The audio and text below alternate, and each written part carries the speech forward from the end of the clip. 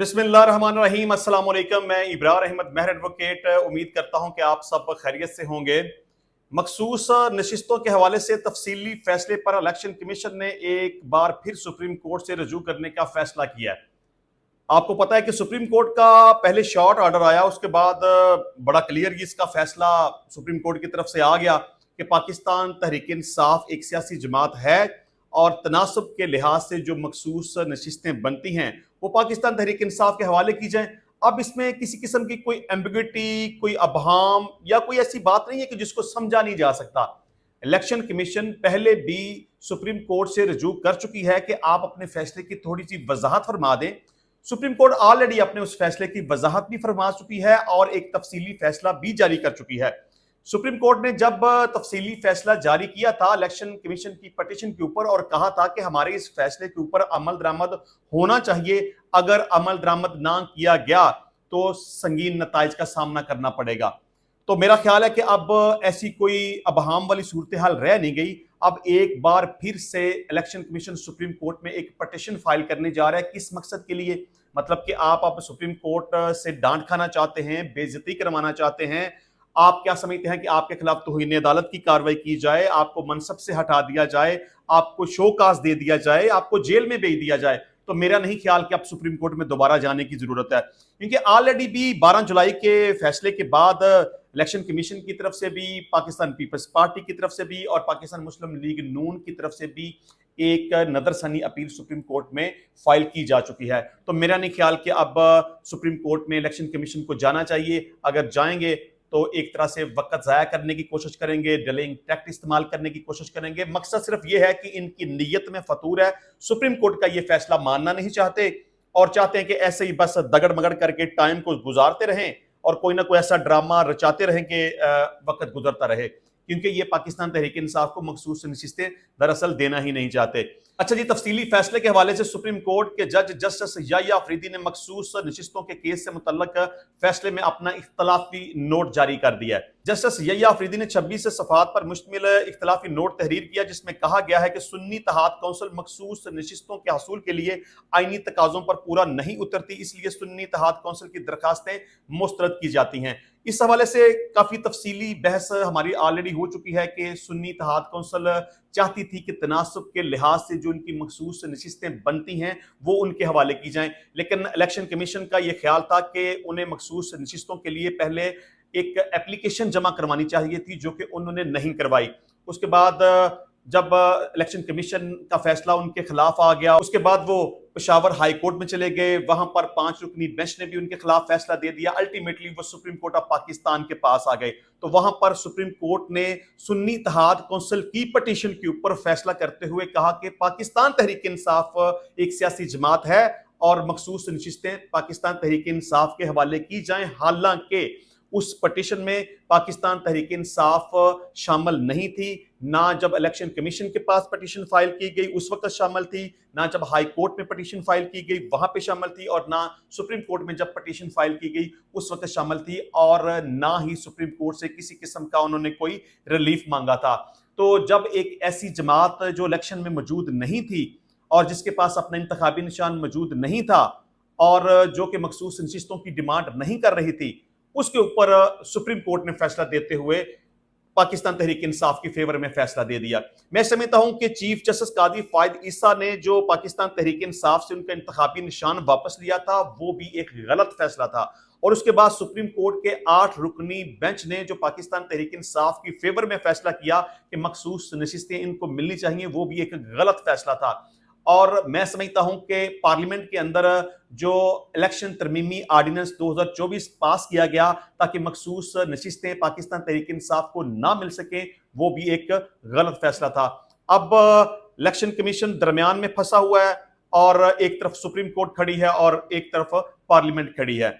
चलें, अब मैं समझता हूं कि सुप्रीम कोर्ट का फैसला सही था या गलत था, ये एक अलग डिबेट है, लेकिन सुप्रीम कोर्ट की इस फैसले के ऊपर अमल दरामद होना चाहिए। और मैं भी ये भी समझता हूं कि इस सारी कंट्रोवर्सी से बाहर निकलने के लिए सुप्रीम कोर्ट को चाहिए कि जो नजरसानी अपीलें उनके पास पेंडिंग पड़ी हुई हैं उसके ऊपर एक फुल कोर्ट बेंच बनाया जाए, इस केस की सिरे नो समाअत की जाए और प्रॉपर एक वर्डिक्ट जारी किया जाए, ताकि ये जो कंट्रोवर्सी बनी हुई है कि उनकी सीटें बनती हैं नहीं बनती, मिलनी चाहिए नहीं मिलनी चाहिए, पार्लियामेंट का कानून आ गया, सुप्रीम कोर्ट का फैसला आ गया, व्हाटएवर, इस सारी सूरत हाल से अगर बाहर निकलना चाहते हैं तो फिर बकायदा नजरसानी अपील के ऊपर एक फैसला देना पड़ेगा। अच्छा जी, बात हो रही थी जस्टिस यहिया अफरीदी के हवाले से। जस्टिस यहिया अफरीदी के इख्तलाफी नोट में कहा गया है कि तहरीक इंसाफ सियासी जमात है और मखसूस नशिस्तों के लिए अहल है, मगर पीटीआई इस अदालत के सामने फरीक नहीं बनी। इख्तलाफी नोट के मुताबिक 3 जून से केस चल रहा था। पीटीआई ने 26 जून तक कोई दरखास्त नहीं दी। 26 जून को पीटीआई की फरीक बनने की दरखास्त आई। बैरिस्टर गोहर ने जारी केस में मुआवनत की दरखास्त दी, मगर पीटीआई ने अपने हक में किसी डिक्लेरेशन की इस्तदा नहीं की। जस्टिस यहिया अफरीदी ने लिखा कि इलेक्शन कमीशन ने फ्रीकैन को सुनकर 7 रोज में फैसला करे और मखसूस नशिस्तों के नोटिफिकेशन का दोबारा जायजा ले।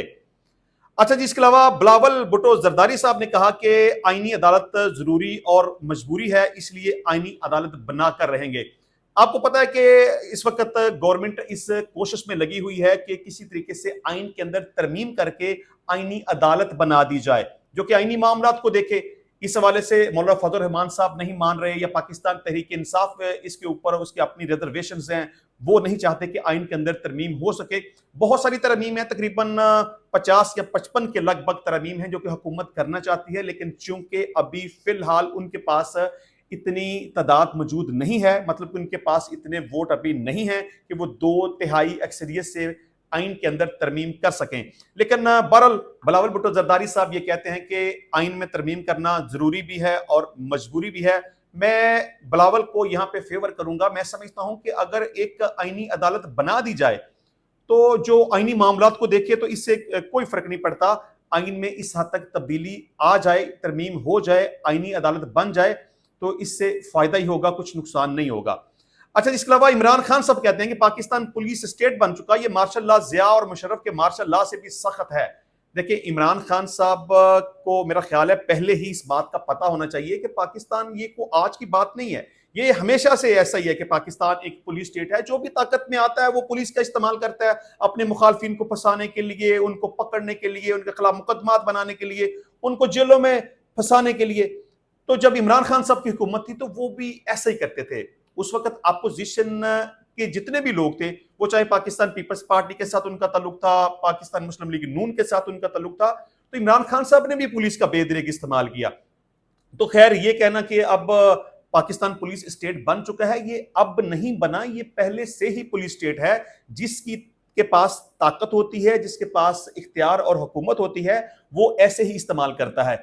खान साहब, जब आपकी हुकूमत थी उस वक्त आपने भी पुलिस का ऐसे ही इस्तेमाल किया था। आपने भी, जितने अपोजिशन के लोग थे, मेरा नहीं ख्याल कि पाकिस्तान पीपल्स पार्टी का या पाकिस्तान मुस्लिम लीग नून का कोई ऐसा नामवर बंदा बचा हो जिसके खिलाफ कार्रवाई ना की गई हो, जिसके खिलाफ मुकदमात बना के उसको जेल में ना भेजा गया हो। तो ऐसी कोई बात नहीं, जिसके पास ताकत होती है वो ऐसा ही करता है। अच्छा जी, अडयाला जेल में सहाफियों से गैर रस्मी गुफ्तगू में इमरान खान का कहना था कि सुप्रीम कोर्ट के मखसूस नशिस्तों से मुतल्लिक फैसले से सब वाज़ेह हो गया। नैब तरमीम केस चल रहा है, तब भी कहा हमारी दरखास्त से सुने, लेकिन नहीं सुना गया। उन्होंने कहा कि इलेक्शन से पीटीआई को बाहर रखना और पार्टी को उड़ा देने की कोशिश थी। अब सब बेनकाब हो चुका है और सारे पर्दे हट चुके हैं। प्रैक्टिस एंड प्रोसीजर एक्ट से जमहूरी तरीके से केस लगने की खिलाफ वर्जी की गई। इमरान खान ने एहतजाज का ऐलान करते हुए कहा कि अदलिया की आजादी के हक में जुमेरात को एहतजाज करेंगे। जुमा को हमारा एहतजाज है और हफ्ते को रावलपिंडी में जलसा करेंगे। जलसे की इजाजत ना दी गई तो एहतजाज करेंगे। अच्छा, मैं आपको यह भी बता दूं कि इमरान खान साहब ने अब कहा कि रावलपिंडी में पहले जलसा होगा, क्योंकि अली मीन गंडापुर साहब ने कहा था कि पहले मियांवाली में जलसा होगा, लेकिन खान साहब ने कहा नहीं, मियांवाली में नहीं, पहले रावलपिंडी में होगा और रावलपिंडी के बाद फिर से लाहौर में होगा। क्योंकि पहले जिस तरह से चाहते थे कि मीनारे पाकिस्तान में जलसा हो सके, पाकिस्तान तहरीक इंसाफ को उस तरह से इजाजत नहीं दी गई, उनकी मन मर्जी नहीं हो सकी, उनकी तसल्ली नहीं हो सकी। तो अब खान साहब कहते हैं कि एक दफा फिर से लाहौर में मीनारे पाकिस्तान में जलसा होगा और अगर जलसे की इजाजत ना दी गई तो फिर एहतजाज होगा। इमरान खान ने इल्जाम आयद किया कि मातहत अदलिया मुकम्मल तौर पर उनके कंट्रोल में है। जो जज कंट्रोल नहीं होता उसको ट्रांसफर कर दिया जाता है। जज 9 मई के मुकदमात का फैसला देने लगा तो उसको भी तब्दील कर दिया गया। पाकिस्तान मुकम्मल तौर पर पुलिस स्टेट बन चुका है। ये वो मार्शल लॉ है जो जिया और मुशर्रफ के मार्शल लॉ से भी सख्त है। अच्छा जी, इसके अलावा वफाकी हुकूमत ने इमरान खान के मिलिट्री ट्रायल के हवाले से इस्लामाबाद हाई कोर्ट को आगाह कर दिया, जिस पर अदालत ने दरखास्त निपटा दी। आपको पता है कि इमरान खान के खिलाफ जो ख्याल किया जाता है कि उनका मिलिट्री ट्रायल किया जाएगा, एक पटिशन उस हवाले से इस्लामाबाद हाई कोर्ट में फाइल की गई थी, जिसके ऊपर आज समाअत थी।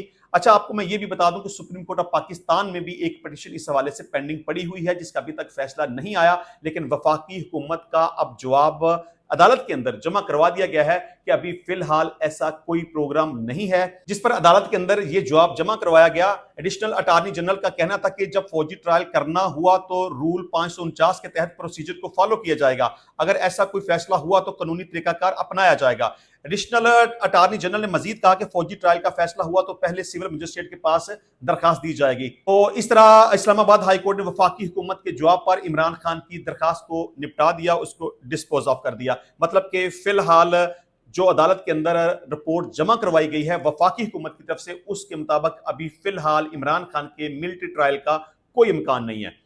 अच्छा जी, इसके अलावा अमीर जमात इस्लामी पाकिस्तान हाफिज नईम ने बिजली सस्ती करने के मुतालबे की मंजूरी के लिए 29 सितंबर को मुल्क भर में धरना देने का ऐलान कर दिया। आपको पता है कि हाफिज नईम साहब पहले भी तकरीबन 14 रोज एहतजाज कर चुके हैं। गवर्नमेंट के सामने उनका यह मुतालबा था कि बिजली की कीमत को कम किया जाए और तनख्वाहदार तबके की तनख्वाहों के ऊपर जिस हद तक टैक्सेस में इजाफा किया गया है वो टैक्सेस कम किए जाएं। लेकिन उस वक्त तो इनका मुतालबा तस्लीम नहीं किया गया। हुकूमत के हाफिज साहब के साथ मुज़ाकरात हुए और अल्टीमेटली एक एग्रीमेंट तहरीर किया गया कि हमें 1.5 महीने का टाइम दिया जाए। मतलब गवर्नमेंट ने ये रिक्वेस्ट की कि हमें 1.5 महीने का टाइम दिया जाए, आपके जो भी मुतालबात हैं वो पूरे कर दिए जाएंगे। तो हाफिज साहब ने एक गवर्नमेंट की तरफ से एग्रीमेंट लेने के बाद गवर्नमेंट को 1.5 महीने का टाइम दे दिया कि ठीक है, आप बिजली सस्ती कर दें, अगर आप बिजली सस्ती नहीं करेंगे तो एक बार फिर से एहतजाज करेंगे। अब हाफिज साहब इसी वजह से, क्योंकि उनके मुतालबा तस्लीम नहीं किए गए, तनख्वाहदार लोगों की तनख्वाहों के ऊपर टैक्स कम नहीं किए गए, बिजली की कीमत में कमी नहीं की गई, तो अब उन्होंने ऐलान किया कि 29 सितंबर को मुल्क भर में एहतजाज किया जाएगा और धरना दिया जाएगा। तो इंशाल्लाह मिलते हैं नेक्स्ट टाइम नई वीडियो में नए टॉपिक के साथ। तब तक के लिए इजाजत दीजिए। अल्लाह हाफिज।